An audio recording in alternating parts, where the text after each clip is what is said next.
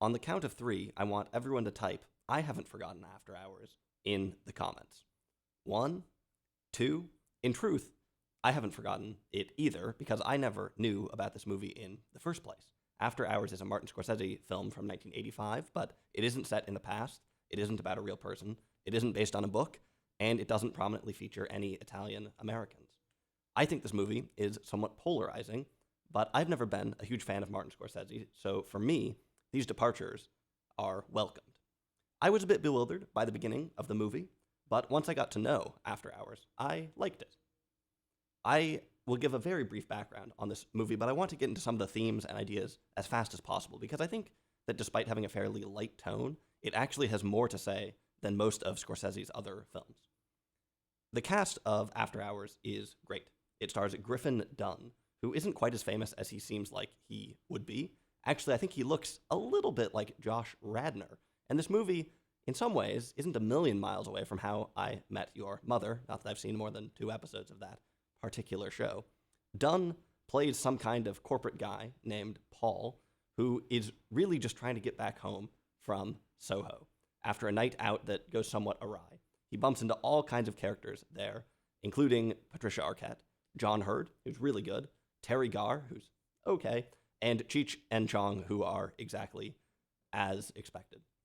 I mentioned Soho. This is a New York City movie. It shows Soho as a sleepy bohemian neighborhood where you can get a great deal on rent. Paul works in an office where employees are getting their heads around the basics of word processing. After work, he goes to a restaurant where he reads a book. Then a woman approaches him and gives him her number. My first impression of After Hours was that it was woefully outdated. Not sure any of those things are possible in this day and age. I guess it's not that uncommon for the movies that try hardest to be with it, to be the ones that are dated the soonest. I was a little bit worried that the whole thing was going to be about MS-DOS, a satire on early computers or office culture or something like that. To be fair, though, this movie is almost 40 years old, and as we get further into it, some more universal themes start to come to the surface. By the time it finishes, I think this movie has a lot of relevant things to say. Now, you've maybe already guessed that a lot of the themes in this movie are going to have something to do with Paul's alienating corporate job. They do. This movie is called After Hours, but After Hours implies hours, and in many ways, this is a movie about things that happened before it started. We only have one brief scene in an office in the movie, but it goes a long way in establishing this movie alongside something like Office Space as a story about corporate alienation. A lot of these cubicle movies, these water cooler movies, came out a bit later in the 1990s, possibly coinciding with the dot-com boom. This is earlier than that, but I think it's still in touch with a lot of these ideas. You'll notice Paul using his business voice for a few times, for example. I think a lot of this will still resonate with corporate workers today. So yes, this movie is really dated, but it's also kind of forward-thinking, which is actually a fairly common combination. I do want to make one interesting distinction, though, about the period, which is that this movie is pretty analog. Yes, it opens with a computer with word processing, but other than that, we don't actually see much technology. Paul doesn't have a credit card. He doesn't have a pager. He can't get on the subway because he doesn't have money to buy a token. He is constantly trying to find a phone he can use, as in a landline. Paul, he does have a watch, so at least he knows what time it is, but that's about it. A lot of the corporate movies that I was just alluding to really fixate on technology, probably as part of a broader postmodern theme. This movie doesn't really do that. Another interesting thing is that Paul's office is signified by some enormous gates.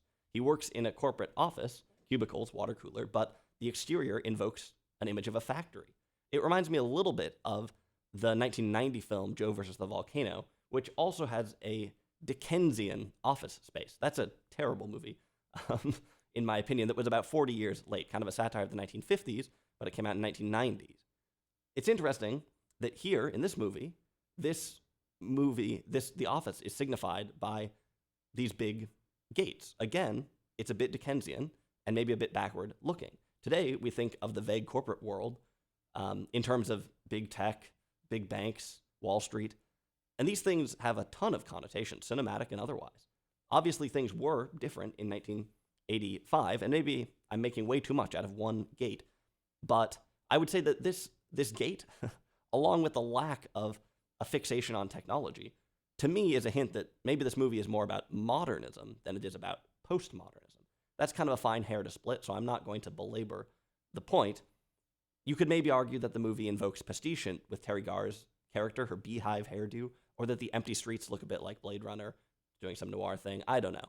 I guess it doesn't have to be one thing or the other, but I wanted to make that clear since I mentioned some of these 1990s films that this is in some ways connected a little more to classic Hollywood and to modernism, I guess. Let's get back to the story a little bit, though. After work, Paul gets invited to a woman's apartment in Soho. He goes there, but she isn't there. Instead, her roommate is there. Actually, they're not technically roommates, but whatever. Her roommate is there. She's a sculptor. In the movie, they actually say she's a sculptress, and she's working on a statue. While dressed somewhat provocatively, she asks Paul for a massage. And from the setup, you might think, wait a second, is this pornography? Indeed, there is some kind of fantasy element going on. The beginning is a little weird, but as Paul waits longer and longer for his date to return, we start to become acquainted with the dramatic space of the movie. This is a story of circuity, trying to do one thing, but ending up somewhere else, not being able to get back, being diverted, being caught up. Game of snakes and ladders, chutes and ladders, whatever that game is called. It almost feels like a Shaggy Dog story in some ways. So maybe it starts a little bit with this fantasy, but things take a turn. This is one of the reasons why we have a big ensemble cast, by the way, is that Paul's going to go all over the place in the movie. He's going to bump into a lot of different people over the course of the night. There are other movies with similar mechanisms, like the legendary Saragossa manuscript, but it's not a super common thing going on in this movie.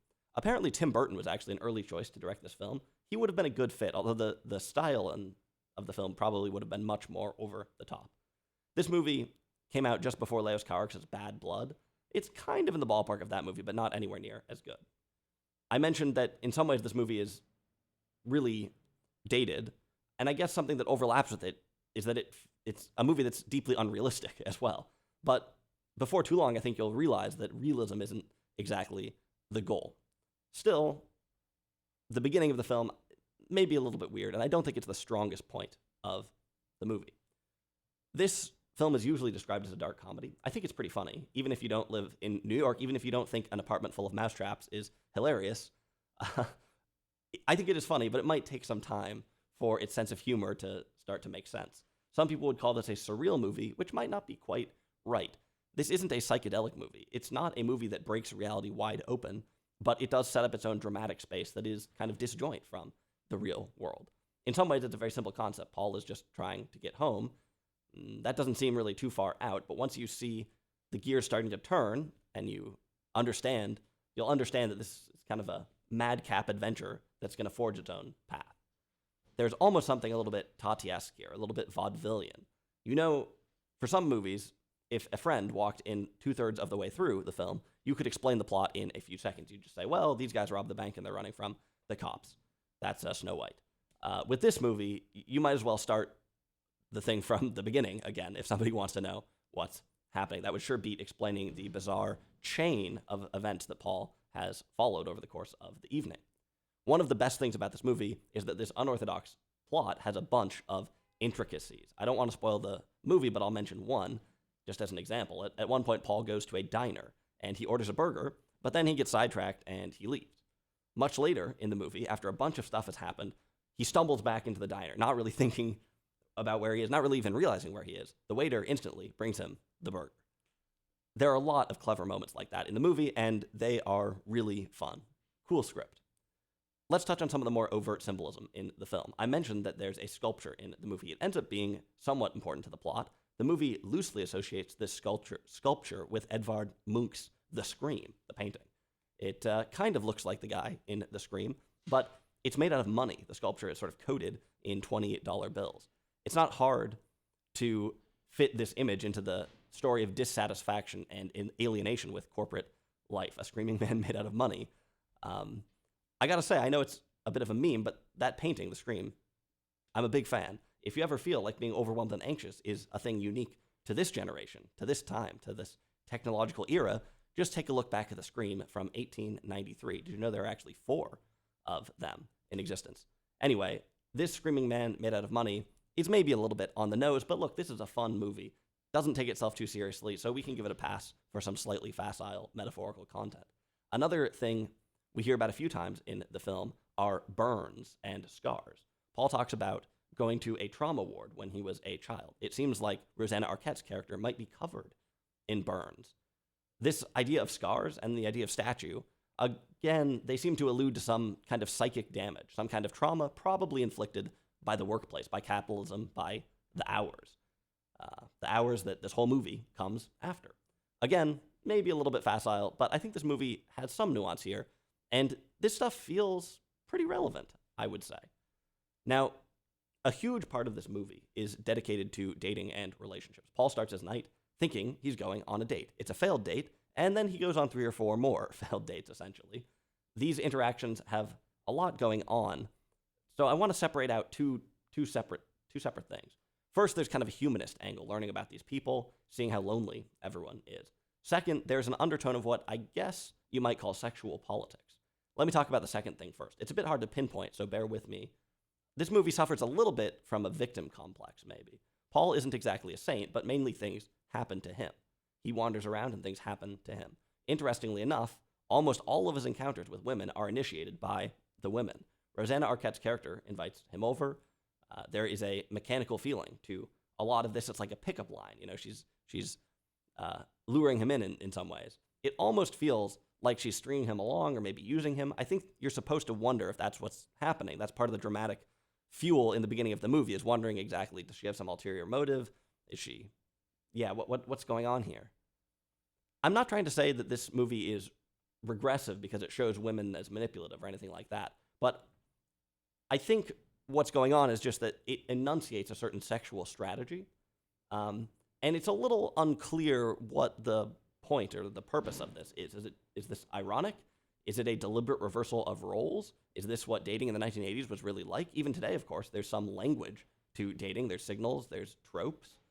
So maybe this movie is just trying to show some of the superficiality of those things. Either way, I think it does leak someone's fantasy a little bit. Maybe the idea is just that Paul starts out going on this crazy fantasy date, goes to this apartment, there's a sculptress there, right? Okay. This fantasy date, but then it takes a turn for the worse. Maybe, but maybe this movie is just deeply in the grips of the male gaze. It does sort of seem to play into some 1980s Battle of the Sexes thing, and maybe the big Scorsese fans out there are saying, well, that's the point. But I don't exactly buy that, and I don't really like this undercurrent in the movie. Maybe this is just part of where it feels a little bit dated or feels a little weird. I don't know exactly, but like I said, there's some undertones of like sexual politics that are interesting. I don't quite know what to make of it.